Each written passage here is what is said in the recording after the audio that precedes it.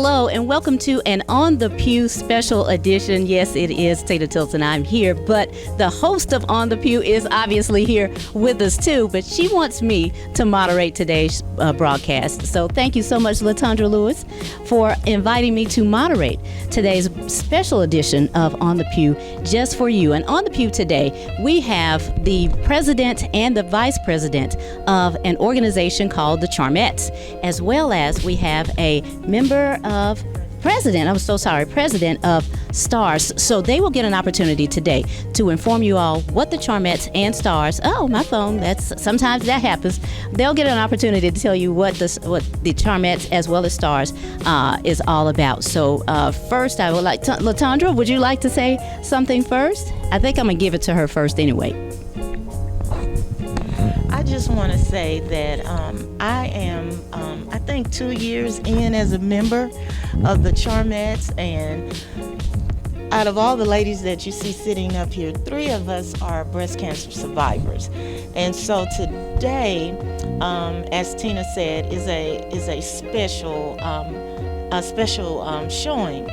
And so at our Charmettes meeting a couple of weeks ago, we were throwing out ideas about the Sister Strut Walk that will be April the 2nd here in Memphis, Tennessee. And so me, with my brilliant mind, I pitched an idea to my group, to the ladies of the Charmettes, about doing something a little bit differently. So I asked my vice president if she thought we could do some give water away to the ladies that will be walking for Sister Strut, and then they asked me about if we could do have a tea or something of that nature. I can't quite remember. However, I did think about the president, Mrs. Barbara Davis. I did think about her organization, and I was thinking that I could get with Tina Tilton and we could go out on location on April the 2nd, but she already had an obligation. So I then began to use my creative thinking imagination and got on this little handy cell phone and called one of the members of STAARS and asked if she thought her president would be willing to give us an interview on the grounds. Well, as you can see, we are not on the grounds out at the Liberty Bowl Stadium, but we are here at Take a Pew Holistic Health Lounge. And so before we move any further, I just want to thank you ladies. I want to thank my president for allowing me the opportunity to do this. And I want to thank you, Ms. Davis, in advance for coming out. As I said, Ms. Davis is a survivor, my president is a survivor, and I am a breast cancer survivor. And so on April the 2nd, we will be out participating in Sister Strut, and we know that STAARS, if I'm not mistaken, is a recipient of the Sister Strut, I guess, however, one of the benefits, okay, of Sister Strut.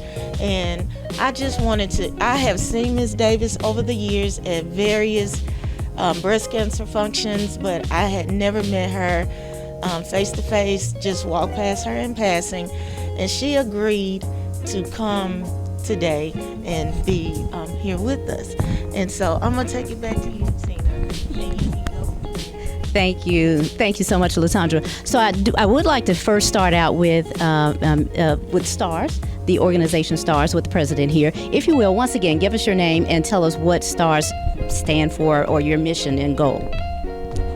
Okay, STAARS, the word STAARS is STAARS, and STAARS stands for Surviving, Thriving African Americans Rallying Support. STAARS was started in 1998 here in Memphis, and it was the very first breast cancer organization started by breast cancer survivors. And Tony Clark and myself, Dr. Barbara Davis, we started the organization in July of 1998. And our mission is encouragement for breast cancer survivors, education, for breast cancer survivors, and I can explain that later, as well as empowerment. And one of our mottos is definitely to be visible and to be vocal. We don't want to keep our experience about breast cancer to ourselves, and we want to be able to share those experiences with other breast cancer survivors, because we are walking in their shoes, or we have already walked in their shoes. Thank you so much. What is your not mission or goal, but the purpose of being at Sister Strut? Well, one reason we'll be at Sister Strut is to pass out information about breast cancer. We have information about the risk of breast cancer. We have information about resources and referrals that we can make, and just for people to see us as breast cancer survivors, and that we're still living and doing what we want to do and having fun doing it. Thank you. And that is important for women to know. As a matter of fact, I'm going to ask this too. How important is it for women to get their mammograms? Just how important? It's very important. Just the fact that you're a female means that you have 1 in 8 chances of getting breast cancer. And it's very important, especially when you get to age 40, that you start getting a mammogram, and you get it annually, every year. And at one point, we were focusing on self-exam, and they kind of changed that a little bit, but everybody, especially our organization, we still believe in breast we call it awareness now, know your own body. So mammograms are very, very important. And even at age 20, people should start getting, young girls should start getting clinical breast exam, and they should get them every 3 years until they get to age 40, and then they should be annually, just like the mammogram. Thank you. As you were speaking, I was visualizing, I was like, what is going on in the breast or the breast tissue that perhaps causes the cancer or to take place in the breast? Well, I think you're probably talking about risk factors. And the reason you start getting annual mammograms at age 40 is because prior to age 40, your breast tissue is very thick. So it's very hard for them to determine if you have breast cancer. But the best thing is just to know your body. So even if you're younger than 20 or less than 40, you still need to know your body. And if something doesn't feel right, get it checked out. Don't let anybody tell you, oh, it's nothing to worry about. You don't have to worry about it, because 80 to 90% of the lumps in your breast before menopause are non-cancerous anyway. So generally, it is probably going to be nothing, but still, you know your body, and if something doesn't feel right to you, get it checked out. Yes, ma'am. Thank you so much. And I understand I'm going to take a turn right here, and I understand that you are also president of the Charmettes, is also a breast cancer survivor. But I'd like for you to now talk about the Charmettes, with you being the president. What is the Charmettes? Okay. My name is Demetrius Rufus, and I'm president of the Memphis Metropolitan Chapter of the Charmettes, Inc. And on my right, I have Barbara E. Earl, who is the vice president of our chapter here in Memphis. I'm going to let her give a little bit about the history, and then I'm going to finish up with other things. Well, the Charmettes was started in 1951 by two friends, Frankie Drayton Thomas and Miss Baker Rogers. They got together 10 women and formed the group. And these women wanted to enhance their communities, the life and qualities of their communities in their neighborhoods and nationally. So they got together, and in a few years they decided to make their national thrust of Howard University cancer research. So we mainly raise contributions for them. And over the years, we've given over $500,000 to the research. And we have 20 chapters now. North Carolina, South Carolina, Florida, Washington, D.C., Tennessee, and Georgia. So we are proud to be part of this organization, and we do a lot of work for them.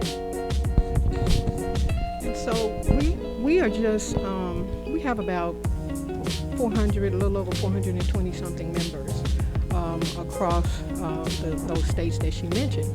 And the Memphis chapter right now, we have about 14 active members getting ready to install a new member, and we're going through trying to continue to build our chapter. But as Barbara said, we are dedicated to improving our communities through education, support, service, and we do these things by having various events throughout the year, as well as supporting other organizations such as Sister Strut. We will be participating in that this coming Saturday, and we're going to do some live broadcasting from there. We're going to pass out literature as well, and we will hopefully, as we go along, talk about some of the things that we have done in the past, like I said, to support not only Howard University, but because that is our main thrust. We are a nonprofit 501(c) organization through Howard University, and so the bulk of what we do is to provide funding and try to contribute to them on a yearly basis so they can continue their research, because we feel that it is really important in our community, such as what STAARS she mentioned back in 1998, because we have not, as a people, we have not had the research being done for cancer in our communities, and so that's why we, the Charmettes, chose Howard and to be the recipient of that. But we do other things for local organizations throughout the city as well. I'd also like to add that Howard has named one of their infusion rooms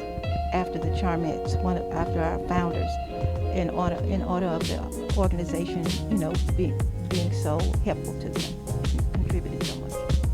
What I wanted to mention was know your family history.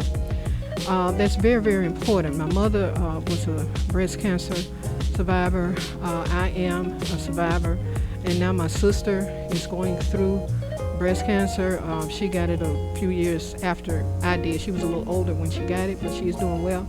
And so with that in mind, we already know we had a history. We knew we had one. And so we started exams much earlier than 40 or even 35 at that time because of our history. So for young women out there, you may not need to wait till 40. If you know you had an aunt or you had a sibling or mother or whatever in your family with that history, you really need to start a lot earlier. And so I encourage my daughter as well as all my nieces, really be aware and start doing those self-exams and start going to get your mammograms a little bit earlier, And that's what I wanted to add. Thank you. No problem. Thank you for adding that. But I see you saying amen, to that, Ms. Davis. And when you all said most women find their own cancers, that was like, what does that mean?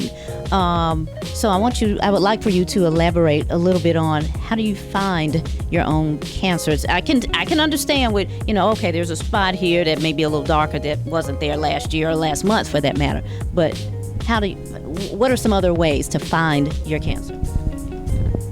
Just knowing, as Ms. Rufus said, just examining yourself every month. Now, you don't examine yourself during your menstrual cycle. You wait at least 7 days after your menstrual cycle, and then you kind of press on your breast in all areas. You even check up around your neck area. You check up under your arms for your lymph nodes, because I found my cancer myself also. I felt a lump in my breast, and then I felt a lump under my arm, and I knew just by the feel of it that there wasn't something that was there before. And I called the doctor the next day, and I ended up going to have a mammogram, and it was confirmed that I had breast cancer. but I found it myself. And most women, if you check your breast regularly, you will probably discover the cancer yourself. And as Ms. Rufus said, know your family history. Know who, even if it's not breast cancer, if it's cancer of any kind in your family, you need to know that. I was the first one in my family to ever have breast cancer. After that, my 80-something-year-old aunt ended up having breast cancer. But you need to know your family history. There are other risk factors, such as being sedentary. You need to have some kind of exercise or some kind of activity that you engage in. You need to, those people who are smoking is a risk factor. And there are also, while there are all these risk factors, there are some people who are very active physically. There are some who have, like me, no cancer in their background, and you may not have any of the risk factors. Some people say if you never had any children, but breast cancer can show up in anyone. You may say, well, I avoid all those things, and that's, I shouldn't have breast cancer. No, just a female, you will have breast cancer. There are also males who have breast cancer too.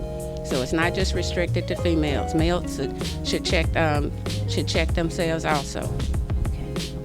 Thank you so much. Were you about to say something, Ms. Rufus? No, what I tell young people as well is that I truly believe that stress is a true factor of any type of cancer. That's just I don't have any degrees and I'm not a doctor or anything, but I just truly believe that when we are truly stressed, things can grow and manifest themselves, and especially if you know you have a history of any type of cancer in your family or whatever. And so I try to encourage, especially young women and young mothers, that are working and have a lot going on or whatever, really try to work on the stress factor. And I should have taken some of that advice, I think, from my mom when I was a little bit younger, but I just believe that. And so that's just one thing that I want to add, just watch the stress, because it can really make things that may be small or simple just manifest. Thank you so much for that, because for me, I am a working mother of two, a wife, and obviously each this job description has its level of stress, and so for you to say that, thank you for that, because I knew stress could cause many other issues with whatever hard, but never had I really thought that maybe to be mindful that it could also trigger breast cancer. We have about 6 more minutes, so I want to go ahead on and get you ladies to kind of wrap it up and give us some final thoughts. I'm going to start with the Vice President here. Any final thoughts that you would like to share with the viewers? I'm just been so grateful to be here with these ladies, to have them tell us how to take care of ourselves, and especially the younger women. I have 2 daughters too, and also for the men with prostate. We have so many men in our family with the Charmettes. Our husbands have prostate cancer, and that's another thing that we need to bring, to the male attention, that they need to get checked regularly, and the younger men it's starting younger. So I hope everybody be aware of their bodies, men and ladies too. Just to close out, thank you for having us here today, Charmette and LaTondra, Lewis, and our moderator, Dr. Davis. This is really exciting for us to participate in this particular forum. As I close, I just want to say that as the Charmettes, we are really striving to become a little bit more aware in the area. When this chapter started in 2017, it was actually the West Tennessee chapter, because we had members in other counties like Fayette and a little bit further out. And we decided in 2017 that a better name for us would be Memphis Metropolitan. because we hopefully in the future we serve this particular area, the metro area of Tennessee, Mississippi, Arkansas, and so we're hoping to maybe bring in some members from those areas as well to further spread information about cancer in this area. So thank you so much, and look for us throughout the city. We do a lot of things, so we're getting there. We're still growing, so thank you. Thank you. Ms. Rufus, would you provide us with the contact information for the Charmettes? Sure.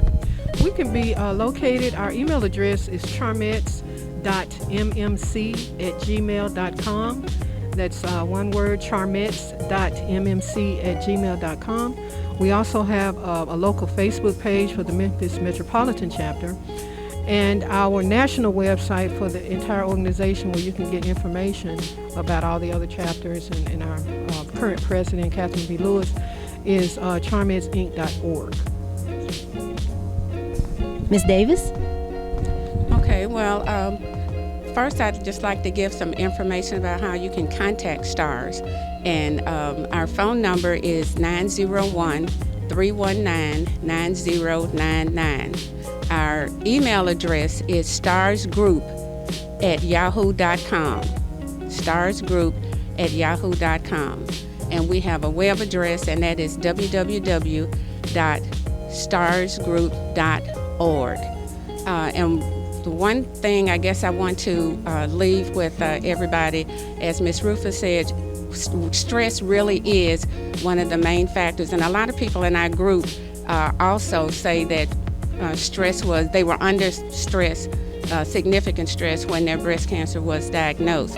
So I would leave this thought about you should do, women especially, you should do as they tell you when you get on an airplane, and they said if they lose altitude and things like that, then a cap will drop from the ceiling. They say put your cap on first, then you can help somebody else. Women stay busy taking care of everybody else. We need to take time for ourselves and take care of ourselves.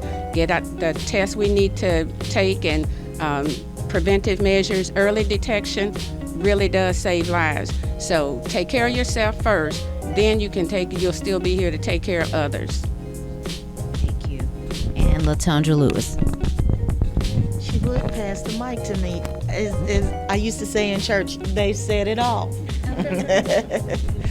I just want to thank each and every one of you again, Ms.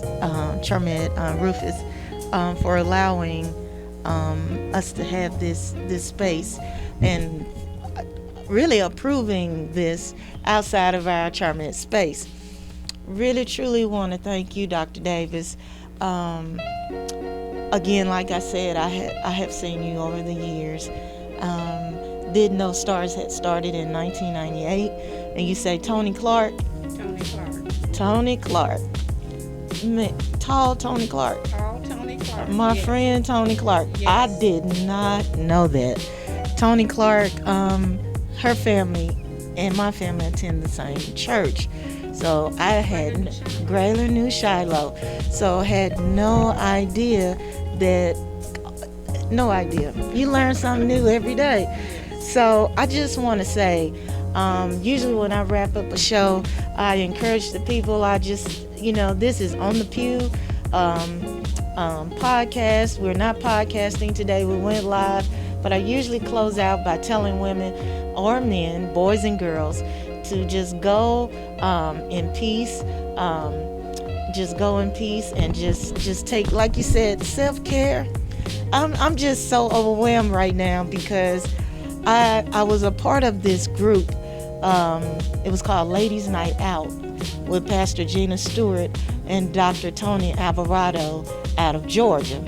And I've heard Dr. Alvarado many of times, and maybe we can get her, both of our organizations can collaborate together and do a self-care type of forum, because I'm always on the go. And I was diagnosed young, 29. I am bilateral. So 2 diagnoses within a 3 years time. I'm learning now at 52 to rest my body. And so I said all of that to say, I wish all of you that are viewing, again, peace, empowerment, and wellness. I hope that this viewing today has been very educational and very positive and thought-provoking to you, because what we do, or what we should do, again, is take our own lives in our own hands. Be your own self-advocate. Again, thank you for tuning in to us today, and we'll see you next time.